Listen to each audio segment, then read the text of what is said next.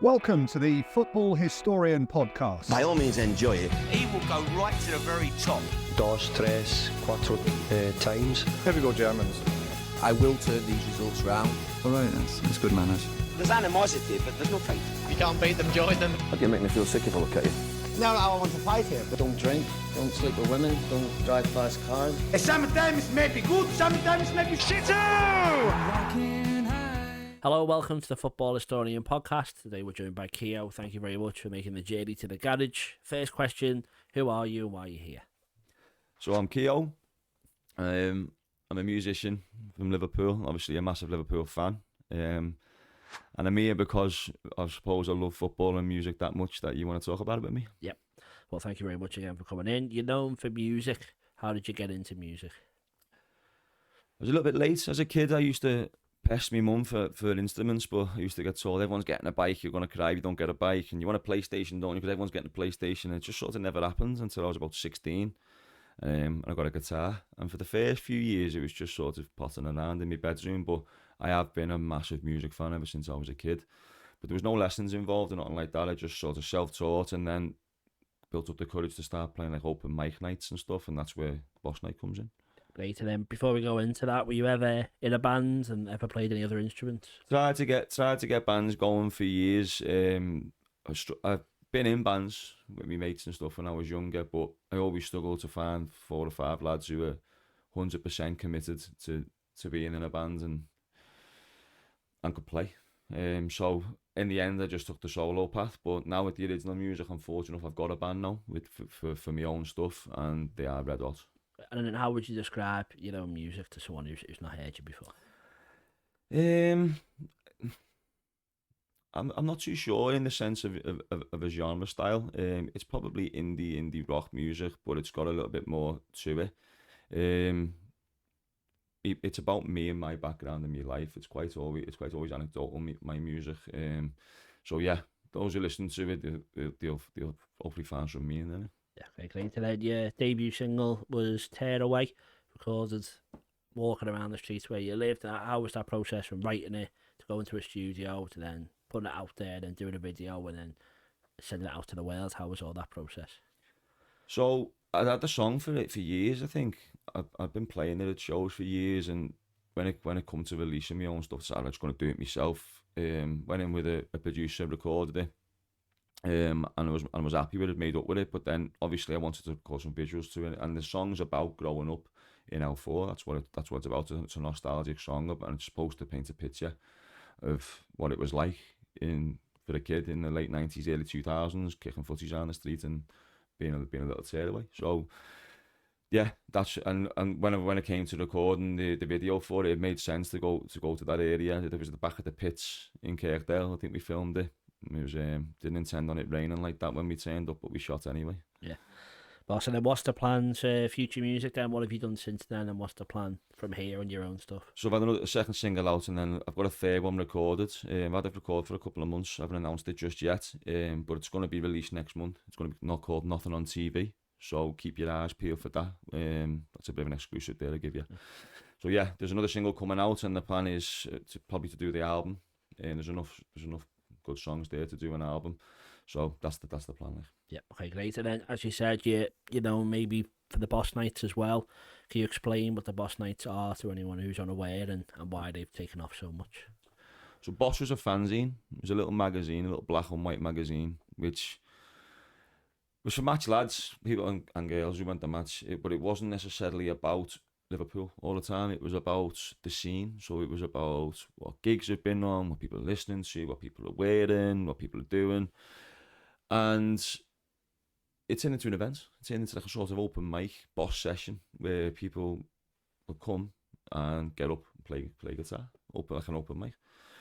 That developed into a regular thing, and as Liverpool started getting into title races under Brendan Rodgers, there was a particular one done sound, food and drink, and it was spilling out into the streets. There was hundreds there. So it moved the district, and that became our home for a few years really. And we've had some nights in there. Usually when we got beat, they were better. I remember losing to Man United and getting back and just absolutely bouncing in there because that's what we did. But it was the Kieo season, I think, where everything sort of changed. I mean, I've fast forwarded 4 years very quickly there, but we all know what happened that year. We get to the European Cup final. The LA song is ringing around the ground, and we do a show in Shevchenko Park. And I didn't expect many people to be there. I didn't really know how many people were going to come and watch it. 30,000 people were there, and I played with Jay. And then from that, we just sort of kicked on. Then we just started playing in different cities, and been fortunate enough to go to Dublin, I think a couple of months after that, and we done a show there, and I was like, wow, I'm playing at Liverpool for the first time here, and things just got a little bit more serious, and from that developed into, you know, a massive show that we took all over the world. Yeah, and then you say around the world, where have you been? What's the best places you've been? What's the maddest places you've been? So we've done shows a lot of shows in Ireland and shows in Qatar. I've been fortunate enough to go to Singapore. I've been India, played all over the place, Munich, Paris, played all over the world, LA, New York. It's ridiculous. And what's the best boss night gig you've ever done? Madrid, to be honest. Madrid is the one, innit? Like to play to that crowd. I had a dream when I was a kid. I used to watch Oasis videos, and you could not see the end of the crowd properly because it was just bouncing. And I walked on stage and I couldn't even see the end of it. It was that long. I just strummed and it was just wow. I was like, wow, this is huge. But generally, as an artist, I'd rather play to 60,000 people than play to 60. I get less nervous playing to that amount of people. So I absolutely loved every second of it up there. And then you go and win the European Cup. So obviously that is very special. But there's another one, obviously Singapore. There wasn't necessarily a boss night. That was with the club. That was the closest I'll ever get to being a Liverpool player. I got a phone call asking me, do you want to do the pre-season tour? Of course, there'll be some gigs out there in Singapore for the supporters clubs and in the retail stores. And yeah, sounds. Come and pick your gear up from Anfield. So I was like, okay. So got to Anfield and there's a suitcase with a live bird on. With the full rig outs for all the players. I've got all the coaches. I've got a schedule. So when I've turned up at the airport, I've got my trackie on like I'm a centre forward. And there's all the players walking in the same gear. And I'm like, yeah. I play for Liverpool. So that's the closest I'll ever be to playing for Liverpool. But that was special. Like the first time I've been to Asia, and there was thousands of people coming out to the fan parks to watch us for pre-season friendlies. So, yeah, special. Yeah, boss. And then we've mentioned him there. Jamie Webster's obviously a big part of it. Before we speak about him, how important do you think he is to Boss Night's success, or do you think it would have been a success regardless? Oh no, you can't take anything away from what Jay's done. Like anyone who's been at a show and seen Jay play over the years, you feel the energy in the room. He fills a room, and what he's done over the past few years is spectacular. So yeah, I'm made up for him, and I don't think you can't say Boss Night that existed without Webster at all. No. Yeah, boss. And then obviously how is he as a person off stage? Then how good is he as a musician in your opinion? He's great. He's one of my mates. So like, we're talking about like this, but like I've known him for years. That's the best thing about when we started touring with Boss. We go in the same away coach, me and Jay. We've been up and down, not all around the world. We've been up and down the country on a metal box watching Liverpool for the past 10, 15 years. So when it comes to touring and that, we're sound. We're mates. We listen to the same type of music. You know, we get on well. So touring together is just like two mates going around the world. Yeah, and then how good is he as a musician? Oh, he's brilliant. You know that from the success he's had. I mean, you can't go and do gigs in the Pierhead and the Echo Arena and Sefton Park if you're not writing good tunes and people don't like it. So he smashed it. Yeah, and then he's took a sidestep away from football music. He does it less often. Is that something obviously you agree with because of how big he is, and could you ever see yourself doing that? I think with Webster, it just got to the point where he was that popular with his own material and that busy with it. It was too difficult to carry on doing the Liverpool shows. He's touring Europe, he's touring the UK, and he's in Rockfield doing albums and stuff. It's going to be difficult to carry on doing football gigs. I don't think he's done forever with it. Obviously, he's had to take a little bit of time away from it, but I think we'll see Webster singing Liverpool songs again before his career's over 100%. I just think that's just the way it happened. Me personally, I think there'll also be times where I'm doing original material or I'm doing something somewhere which means I can't go to a match or I can't sing Liverpool songs, and that's just part of being an artist. I suppose you can't be at every single Liverpool game if you're touring around the world. So yeah, I mean, I don't think you haven't seen the last of him yet. Like. Yeah, and he used to do Weekend in Paradise at Liverpool matches. You play at the Sandon, is that right? And pretty much how do you deliberately try and not put your stuff in there? Do you deliberately put your stuff in there? How do you like balance playing to a room of Liverpool fans with your stuff? I do play my original songs, like of course. I mean, you can't go and do New York on a Friday night in Manhattan and not use an opportunity to go and play one of your own songs that you wrote in a bedroom in Walton years ago. Of course. So I don't purposely think about it like that. I just obviously play me son. I'll always include a couple of originals in there. I won't do a full set of originals when I'm doing LFC shows because people are obviously coming to the match and coming to sing songs. But of course I'll sing, Yeah. That's so you should. I'm not telling you not to. And then also, I just want to ask about the boss nights as well. It used to be a lot more regular than it is now. Do you know why it's less often now? And because obviously, as I said, we were saying before, how I used to think it's like as close to going to match as anything else is. And used to be every European away game, every home game. They used to have them on as well. Do you know why it's no longer as regular? It feels like it was every home game, but it wasn't. You look back, it was always a few times a season, and to keep it special, because it wasn't. I don't think Boss was ever about doing it every single week. It was about creating special moments, and I think that's the ethos of Boss. And I think that goes for today. I think you haven't seen the last of Boss, but it's not going to happen every single week. So when it does happen, it'll be special. Whether that's a big game, or whether that's a big final, or whether that's just popping up out of thin air with something. But when it comes, it's special. Yeah, and am I right in saying that you introduced Alisson on stage? Yeah, played Alisson on stage. So how was that? Welcoming quite a good goalkeeper onto to play music with you. Yeah, so we were launching a kit, done a tier kit launch for the club, and they had an idea of launching it at a Boss event. So there was a thing years ago with Jay where he'd filmed something with Alisson, and Alisson said he'll come to a Boss night one day, and that was sort of the idea, that he'd come and then he'd come on stage. But obviously he plays guitar, doesn't he? So I get text off the club saying that Ali wants to know what key you're playing LA in, because he's going to play it with you. I'm thinking, this is like, I've just told you before, the best goalkeeper of all time is going to come on stage with you in the Olympia. It's a bit mad, isn't it? Yeah. But obviously I'm like, yeah, let's do it. And he was Boss, he was sad, and a special moment. There was loads of kids in the crowd as well, and that's like, obviously that's what kit launches are about for me, like seeing the face of a kid. So when Alisson's come out and we played together, everyone's just like, wow, because it was a surprise for the people in the crowd. And obviously mentioned Missy Bow and Szoboszlai as well, who come on stage. He'd been at the club about 3 days, Szoboszlai. And obviously he'd never been the Olympia before. He'd not even been around Liverpool properly yet.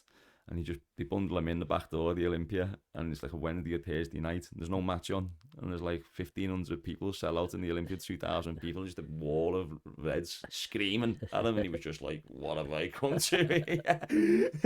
3 minutes at the deep end, you know what I mean? But it was, what a night that was. Like, I just want to tell the grandkids, you play. It's one of them, and when you get older, who's going to believe it? Like, it's like someone said, no, I used to play guitar with like Oliver Kahn. You're going to go, all right, yeah, won't be a minute.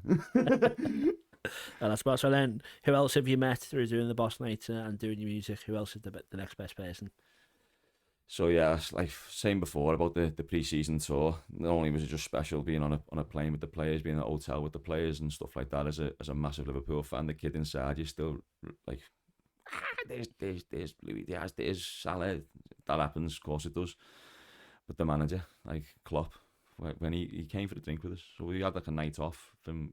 He had a show in the afternoon, and there was a night off. We had a little drink in one of the bars in Singapore, and he just put his hand on my shoulder, and he's just ruffling me hair, going, Mo Salah! Just like, hey mate, do you want a drink? You know what I mean? And he stayed with us for about 5 minutes, 10 minutes. He had a talk about Liverpool, had a talk about with the Anfield rap lads, he talked about that. And he just had a bevy with us. He was just dead genuine, dead sound. And like people say, was what you'd expect him to be. He's like, yeah, there's no fronts, there's no act. That is just him. He's just dead warm and sound and got a boss hug. And you got a hug. Yeah, of course I got a hug. Yeah, I got a hug. And then just the last couple of questions on your music. Then your personal end goal, or a box to tick, Liverpool music side, and then individually as well. So individually, obviously got another single coming out. Get back on the stage with the band and work towards an album. dreams on that side of it is I just love it that much, gigging and playing my own music. If one person sings my lyrics back at me, that's enough for me. So yeah, that's the dream, just to keep gigging, keep touring and keep making music. On the Liverpool side of it, I'm quite lucky. I've played like FA Cup finals in Box Park, Wembley. I've played European Cup finals. I've played World Club Cup finals. So I've ticked a lot of boxes and I'm very, very lucky. But there's one that hasn't been ticked. We won the league without us being in there. So I'd love to win the league and do something special. This season? This season, yeah, 100%. Perfect. All right, that's great. Well, that ends our chat on music. We'll have a quick break and we'll carry on the conversation. So we'll see you in a sec. Hi, I'm Warren, the producer for the Football Historian podcast, and we're here today to talk to you about the Patreon subscription. Yes, so for just £1 a month for the first 100 people, there's a lot of benefits that you get, and I think £1 is a terrific deal. Pittance, yes, £1 only, and you get early access, which means at least 24 hours before everyone else gets the episode, you get to watch it. There's also an extra section, we call it the Football Historian Podcast Extra Time, and we ask all the questions to the guests that no one else gets to see unless you're a patron. And on top of that, you're the ones who get to ask the questions. You send them in, we tell you which guest is going to be coming and sitting in this chair. You ask them, we record it, you get to watch it. No one else does.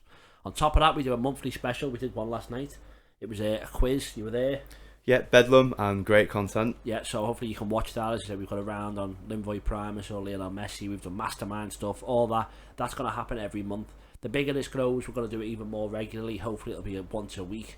But we need your support. So to do that, £1 a month for the first 100 people. Your early support will be rewarded. From then on, it's £3 a month if you want to support us. If you want to pay £5 a month, you get all that we've just mentioned, but you get a poster. Warren will sign it, I'll sign it, all the lads. We'll get a few of the guests to do it as well.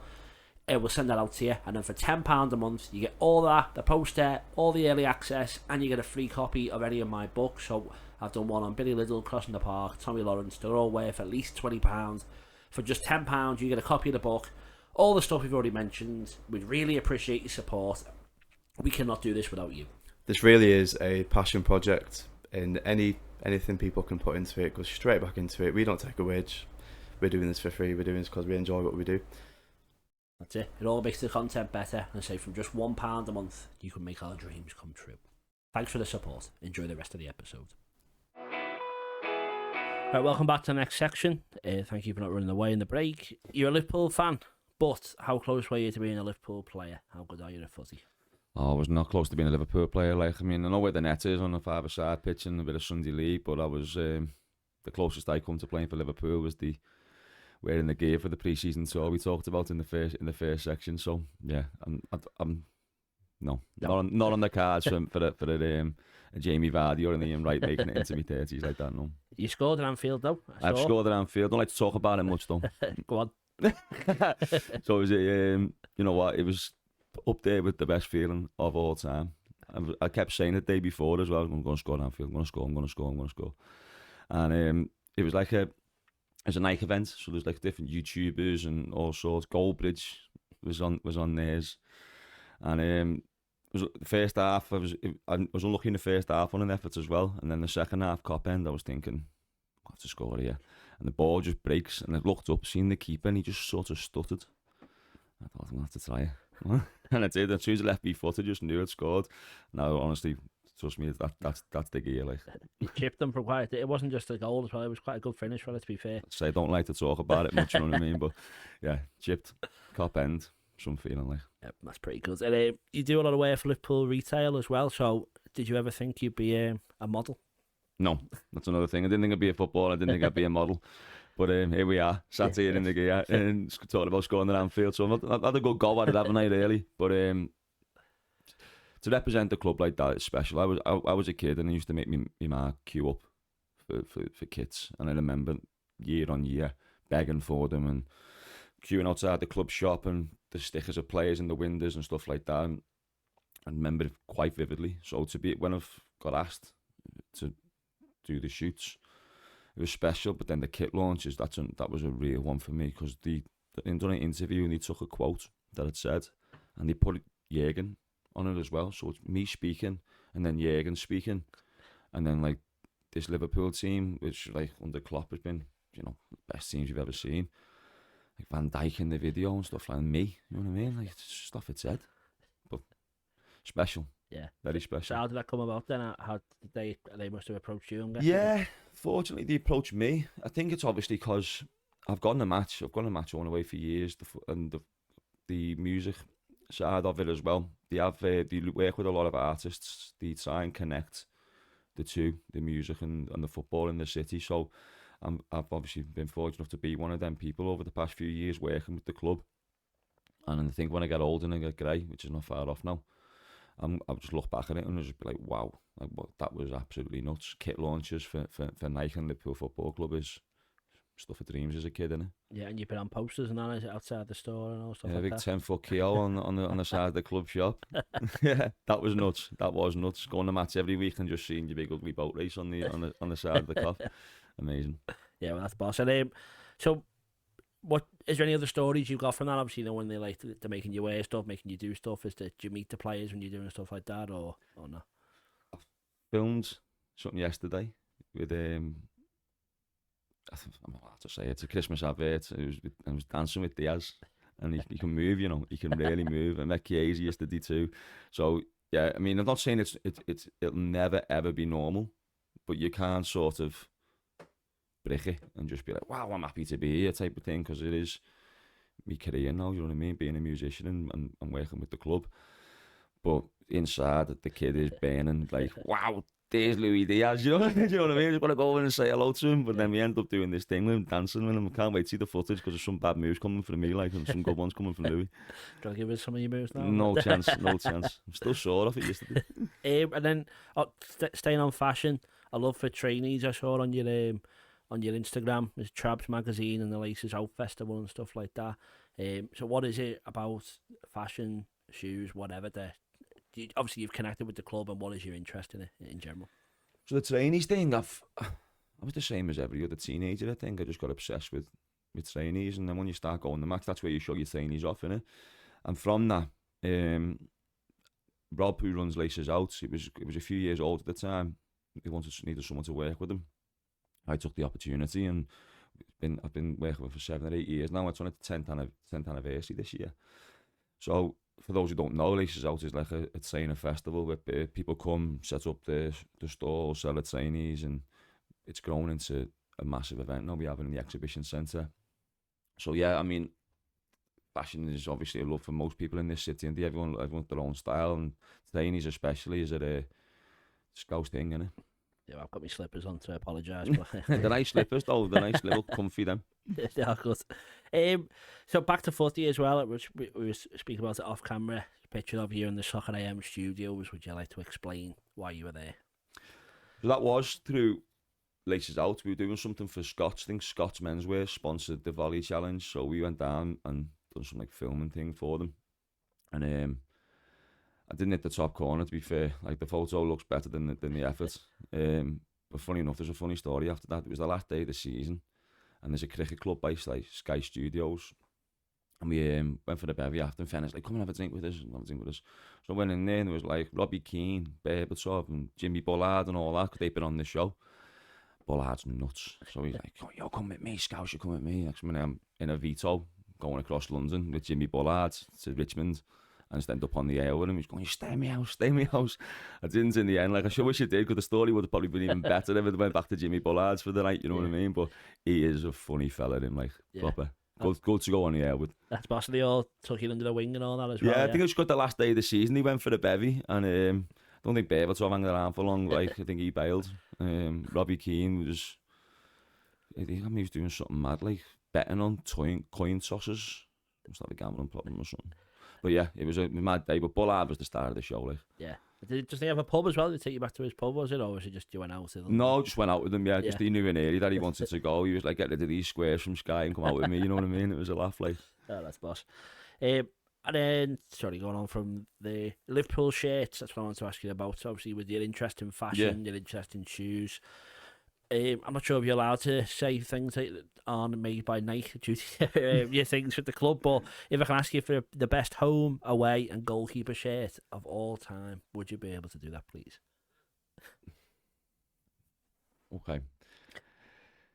best and favourites probably two different things because they have nostalgic value, don't they? Yeah. Okay, that's fine. You can give me one of each. So, I mean, the best away is probably the 96 one with the green in it. But my favourite away is probably the one from the other year, the ecru colour one, and the night one. That was probably the best looking.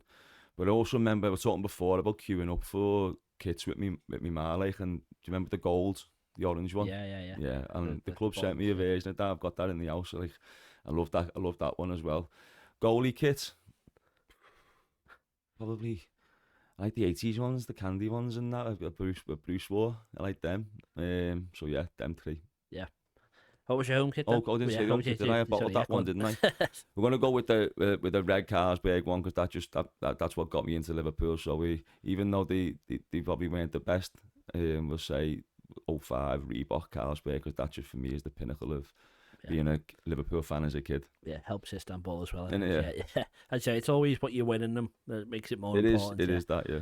And then I want your opinion on tracksuit, suit, or maybe the more stylish attire that some of the managers wear now. What do you think a manager should wear, and what would you wear if you were manager? I reckon that'd be a trackie, man, just because I idolise the Klopp. He's the manager then. I idolise Klopp, but suit for finals, I reckon. I go suit for finals. They in Wembley put me whistle on.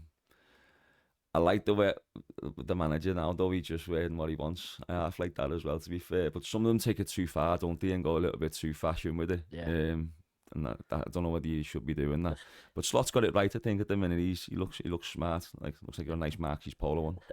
He used to wear some socks though. I think that's the only issue. But yeah, it's a good point. That, to be fair, I'm not too into his loafers.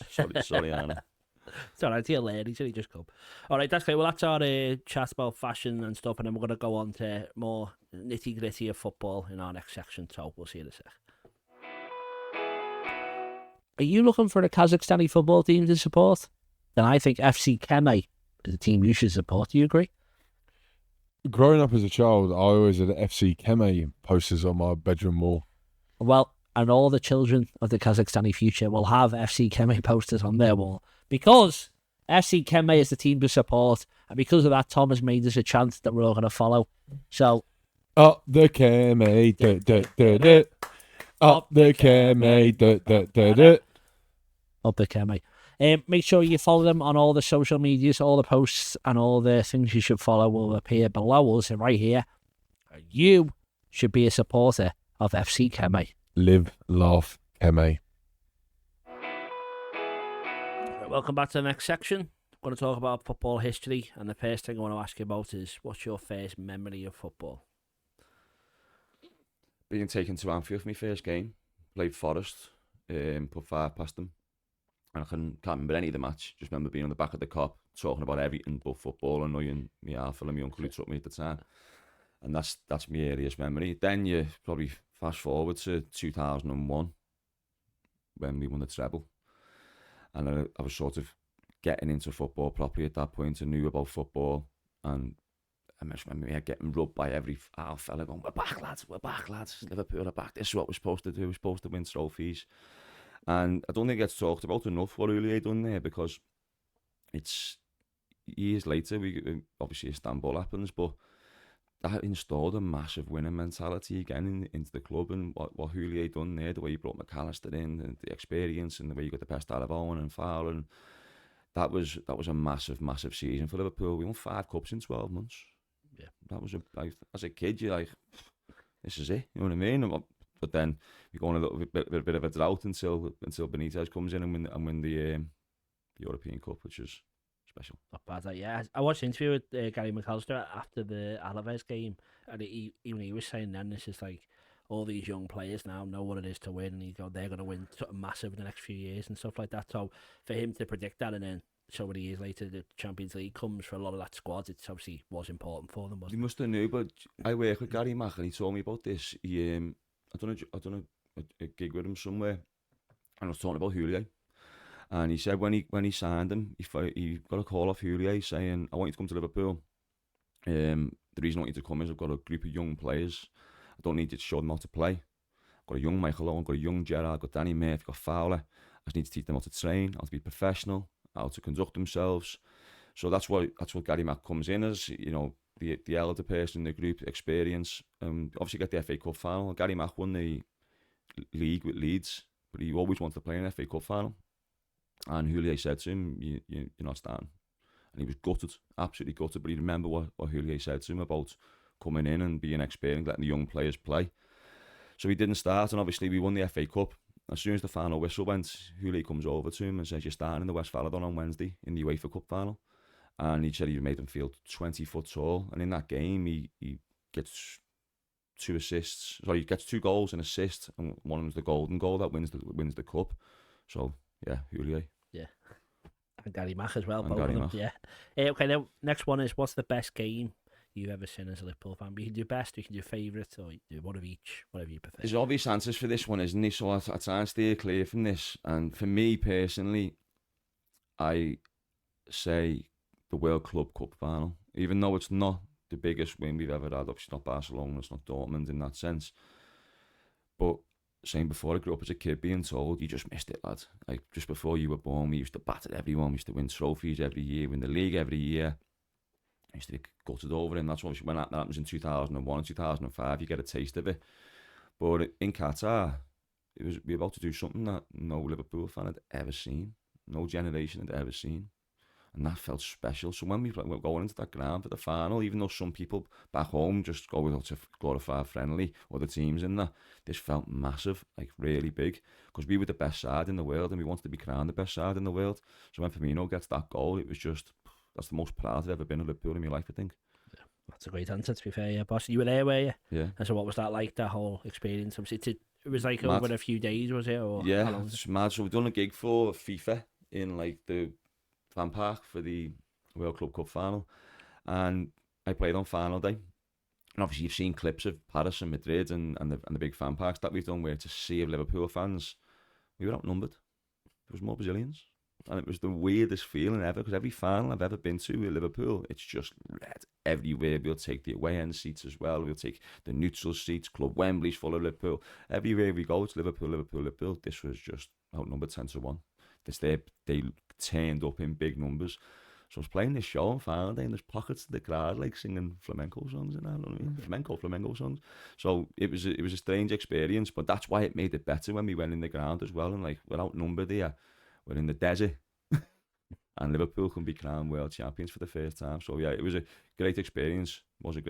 Yeah, boss. Okay, and then next one, I want to ask you the top 5 Liverpool players of all time. Easy question. Easy question. And in order as well, please, if you don't mind. In order? If you don't mind.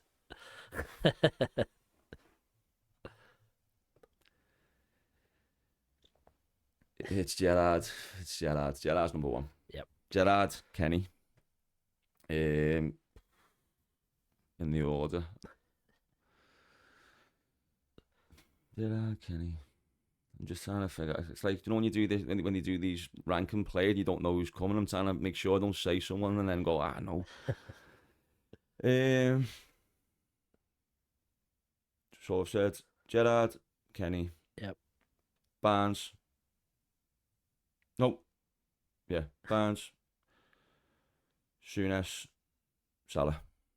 Hey, boss. And then you've done what many people haven't, which is name people I'm guessing you haven't watched their whole career. So how come? If I can ask you, you're allowed to, it's fine. But a lot of people don't like doing people they haven't seen, so how come you can rank them so high? You shouldn't really do people you haven't seen, should you? I get why people don't, but when you grew up a Liverpool fan, I think it's been drummed into you how good some of these players were, and obviously you've seen clips of how good some of these players were, and the reason Souness is in there, even though a lot of people would like to not put him in there, is every ex-player I've ever worked with, they don't even think. When you say who's the best player you play with, Souness, they don't even think. So he's got to go in there. Barnes is another one. Like we go on about the heroes we've had in my time, but the generation above will tell you that John Barnes was the best thing they've ever seen. And when you watch some of the clips of Barnes, that's a player. Yeah, like, that's a player. He's decent. Top 5 non-Liverpool players of all time, please. Easy question. Messi. He goes in there. Ronaldo doesn't, because I can't stand him. Messi goes in there. Thierry Henry. He used to absolutely terrify us. Ronaldinho. He was a player. I used to love watching him as a kid. He done things with the ball I'd never ever seen. What about that back? I'm going to spill it. Zidane. And one more. I don't. I'll have to pick someone from that Barcelona team, because that Barcelona team in 09, 10, 11. I'll be fair, Henry was in that side as well, but go Xavi. Xavi's one of the best midfielders I've ever seen, so I love watching him play. But some of them are in there because they absolutely terrorised us. There's other players that terrorised us as well, Aguero, Drogba. Like, they terrorised us too much to like them, do you know what I mean? Yeah, that's a tough one. You can appreciate the brilliance while they're breaking your heart. That's always important. All-time five-a-side team. It can be any player, any team, any era. You can put yourself in there, do whatever you wish. Five-a-side team, please. Best goal you've ever seen in the flesh, and I think he's the best goalie of all time, is Alisson. So he's going in there. He could have been in the top 5 Liverpool players of all time quite easily. So he's going in goal. At the back, I'll go... I do not put Van Dijk in that as well, because I can't think of a better centre-half than Virgil as well. You can lean towards like Maldini's and stuff like that, but if I wanted to have a game of five-a-side now, I'd ring Virgil before I rang Paolo Maldini. So Van Dijk. Yep.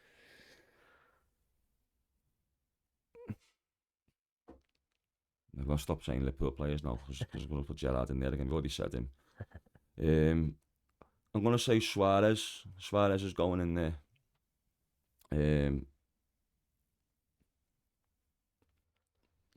That's three, yeah. We've got 2 more. Another defender, another midfielder, another attacker. Depends what formation you want. Right, I'm putting Gerrard in it, because I'm a Liverpool fan. Gerrard's going in it. Yeah, Gerrard. So we've got 3 Liverpool players in the best five-a-side team of all time. It's not bad, is it? Suarez not count as a Liverpool player? Yeah, I suppose so, yeah. But it's more what he done at Barcelona, yeah. So that's fine. One more. And then I'm going to go back to Ronaldinho, because when I'm watching him as a kid, like, he was the best. Like, in the world at one point. I've seen him. There's a video he plays a pass. Have you seen it when he just skims it across the floor for like 30 yards? So Ronaldinho's going in there as well. So it's Ronaldinho, and then the rest of the Liverpool players. Yeah, that's fine. And then a super sub. Yeah, I'll go sub.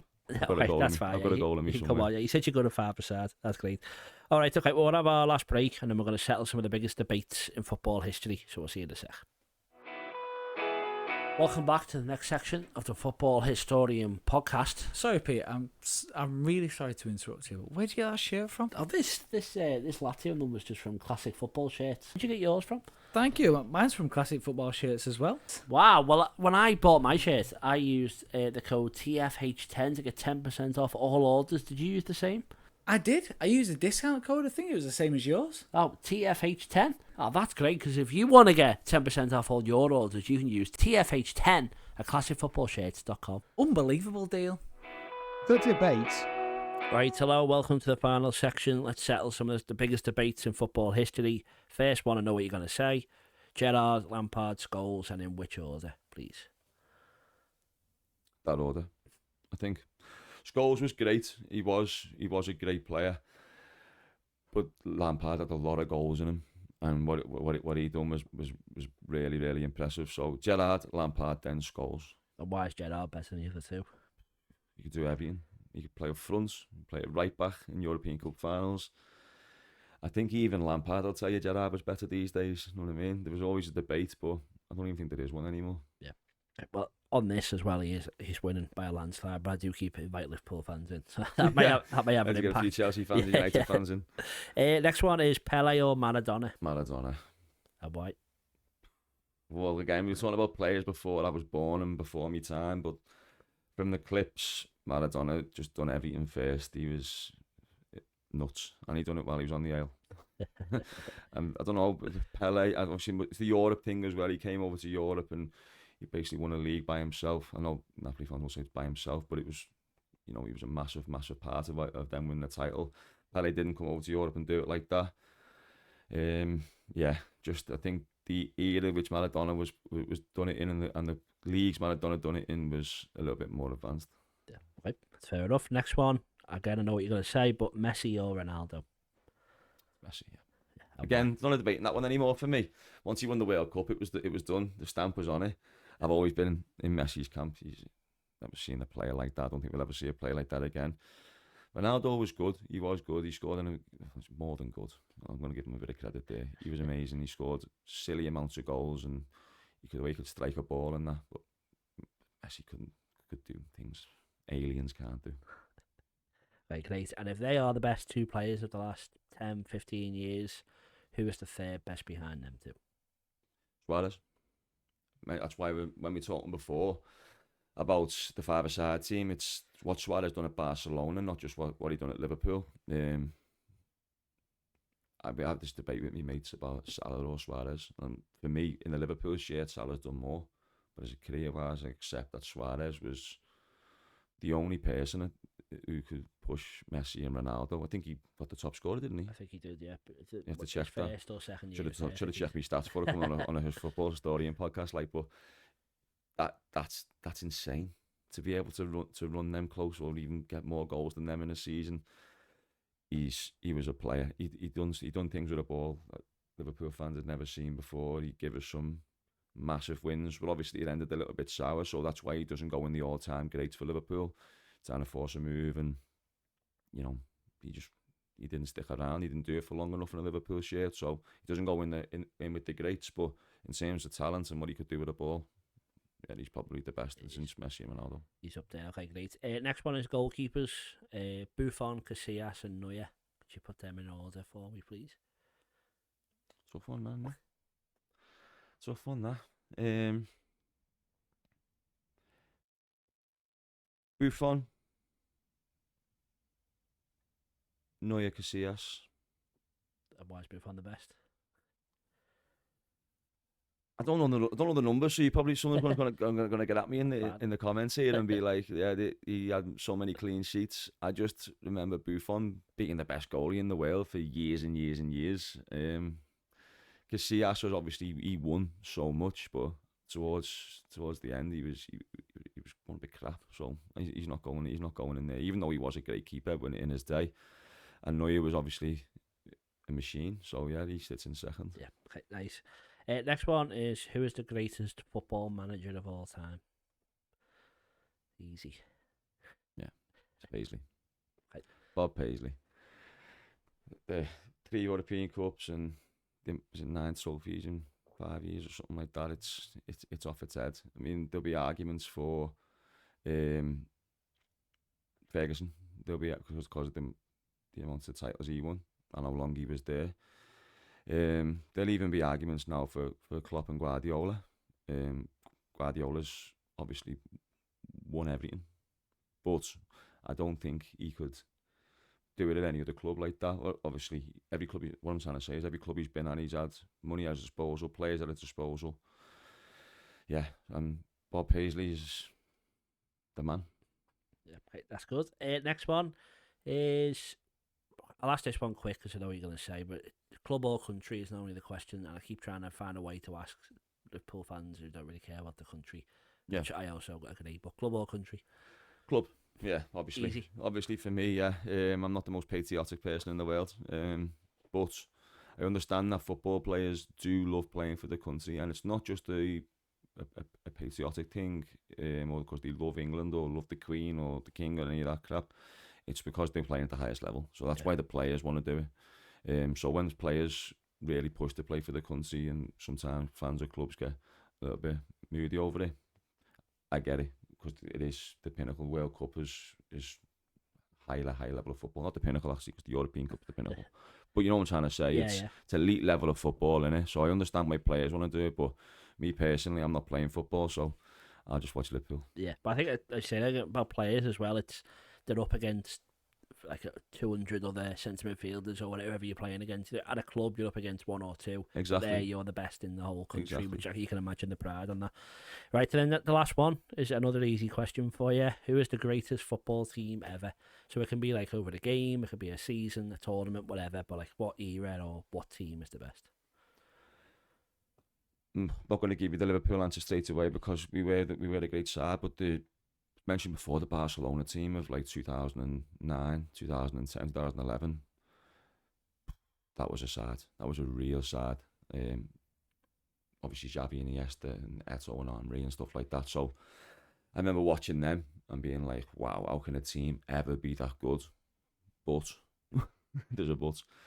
When Jürgen came about, and that season and 2 seasons where Liverpool were just the best team in the world, I think we'd run any team close. Obviously, there's the Ajax teams of the 70s as well, which the older fellas will be in the comments saying, I mean, don't forget Cruyff's side and stuff like that. So we'll give them a mention. So it's one of them 3. I'm going to say Liverpool because I'm a Liverpool fan, but I fully understand if you want to argue that the Barcelona team of 09 is the best side ever. Yeah. Okay, that's great. Well, that ends our debate, that ends our chat. Is there anything, if people are watching, that you want them to do, follow, look at, like, anything you'd like them to do? Yeah, of course. Follow and listen to the music and let me know what you think, and thank you for having me on. Yeah, okay, and how would they do that? Oh, Kieo Music is the handle. There you go. And Spotify and your usual streaming platforms. All right, boss. Well, thank you so much for coming in. I'm a big fan of what you're doing and stuff, and Nice it's amazing stuff. Like Madrid, when I was there, and obviously to be part of that and part of all the stuff you've been part of must be special. So, scoring at Anfield is probably still the best. But thank you very much. Nice thank one, you lad. for coming in. I appreciate it. And thank you for watching at home. And we'll see you next time on the Football Historian Podcast.